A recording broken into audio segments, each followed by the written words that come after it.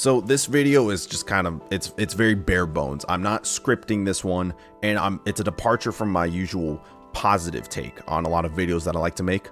But I wanted to talk about the worst contract in the finals. Now, there have been a lot of contracts in the finals. Season 1 had them with weekly and monthly contracts. In fact, one of the monthly contracts I had, I think, was to stay invisible for 300 seconds, and that is the only reason why I ever bothered using the cloaking device, just for that contract. But there have been many contracts throughout the game and throughout the seasons, and Season 2 really made contracts a more important thing with the contract circuits and whatnot. And one of the contracts that was brought about with the circuits, I believe, maybe it was before then and I was lucky enough to not get it, but it's the interrupt opponents who are stealing cash outs. Now, I say this is the worst one because of multiple reasons, really. The first reason is just how finicky it is to actually trigger this contract to actually count towards your progress. In fact, during Season 2, for like or maybe this was Season 3, but one of those seasons during the circuits when you'd get a full cosmetic set, one of my friends, he really wanted that blue all-weather jacket for that Assault set, and his last contract that he had for that was to interrupt 5 opponents who were stealing your cash out, and he had an entire depressive episode going through that because, you know, probably mostly because of his playstyle, but also because it's so difficult to trigger. You have to basically, what he did was he used the stun gun as light, and he had to wait for them to start stealing, give it some time so that they're not baiting it, and then make sure he can actually hit that stun gun shot. And it was just a real pain in the ass for him. I didn't have too many issues with it up until recently, because now it really drilled into my head that it is not a good contract. You know, the only real way you can trigger this contract is if you kill the guy who's stealing, which means if they have full health, they'll have to just hope they can hold it and hope they get it. And you have to hope they don't disconnect, or you kill them before they actually steal. There is the winch claw, which requires line of sight, and if you get body blocked, you're shit out of luck. And there's the nullifier, the stun gun, and that's really it. You have 2 classes, or there's also charge and slam, I guess.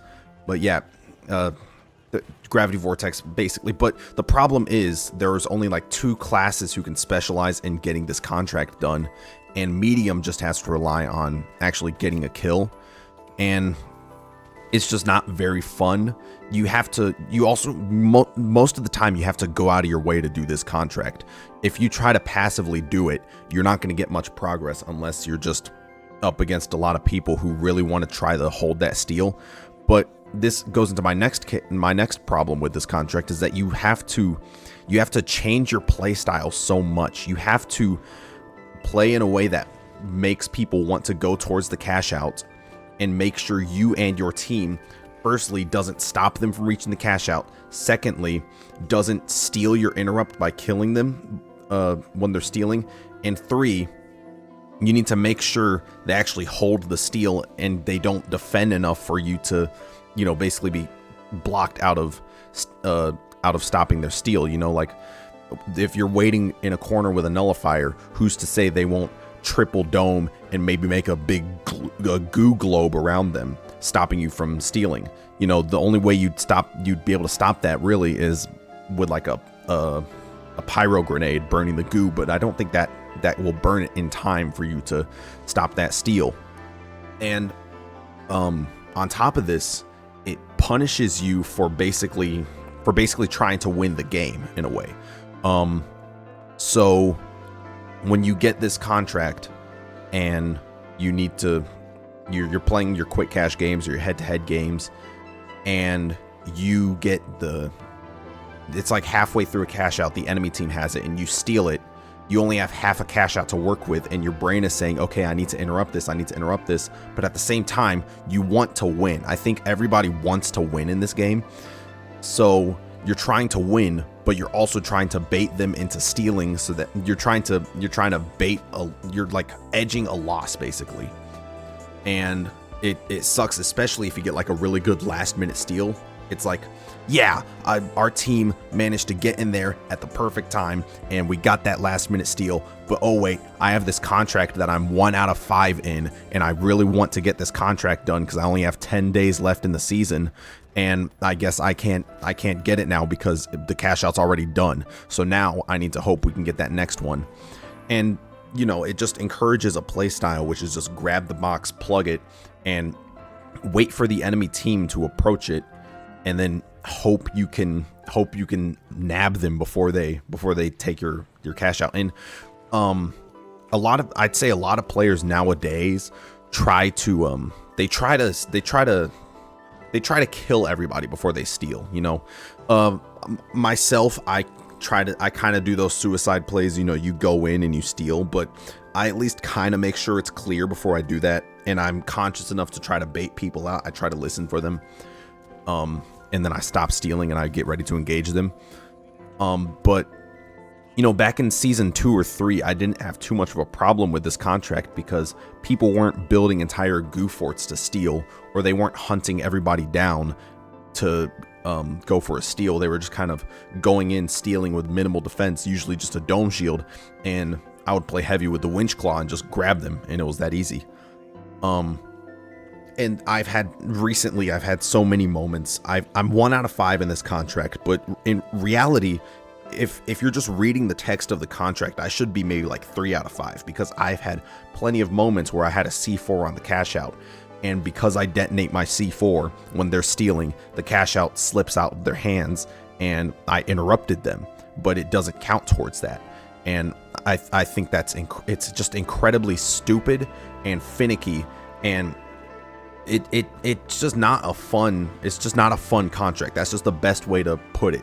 You know, doing contracts like maybe doing headshot damage, using a certain class of weapon, those could be considered not fun if you're not very good with those weapons, or if you're not very good with hitting headshots, but at least you can kind of do it passively. Like, unless you're a big shotgun main and you never use any other weapon class, you won't be able to get the headshot contract, you won't be able to get a machine gun contract, but it kind of helps you get better as a player. You're using a different weapon class, you're aiming in ways that you don't aim, and it's kind of making you better at the game just with that contract alone, just because you want the reward of the contract. And you know, like damage at certain classes. I hate playing light. I do not like light whatsoever. But I'll get a contract that's like 5,000 damage as light. I'll do it, no problem. Like I'll be annoyed playing light, but I'll kind of get better at playing light. I'll understand how to move a little better, what gadgets to use, what weapons I should use, and how I should use them.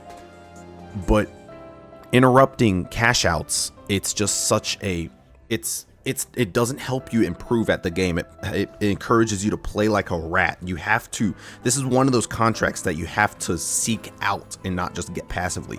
You could easily get gadget damage, machine gun damage, class damage.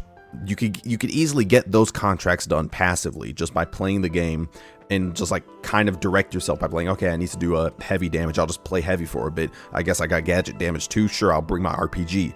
And over time you can get those pretty easily. You don't have to change up your playstyle very much unless you're used to one gadget combination, but you don't have to change it up that much. You barely have to change your weapons all that much. It's just that interrupt challenge is it's a death sentence for like your 100% completion, I guess. If you want all the skins from all the contract circuits, the battle passes, stuff like that, all the events, the interrupt challenge is such a huge roadblock. And like, if you watch Hyperborean streams, you'll hear him talk about how much he hates this contract and how he's just trying to get it done in the background if he can, but it's just so annoying to go after. It's not even worth it in his opinion.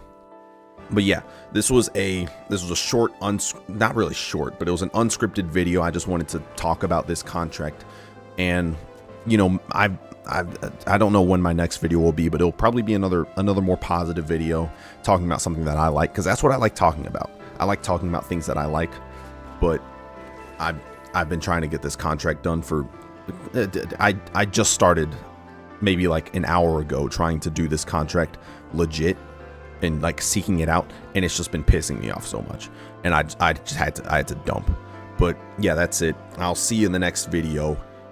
Feel free to share your thoughts on what you think the worst contract is, if you think this contract is good or if you don't think it's that bad. But yeah, I'll see you next time.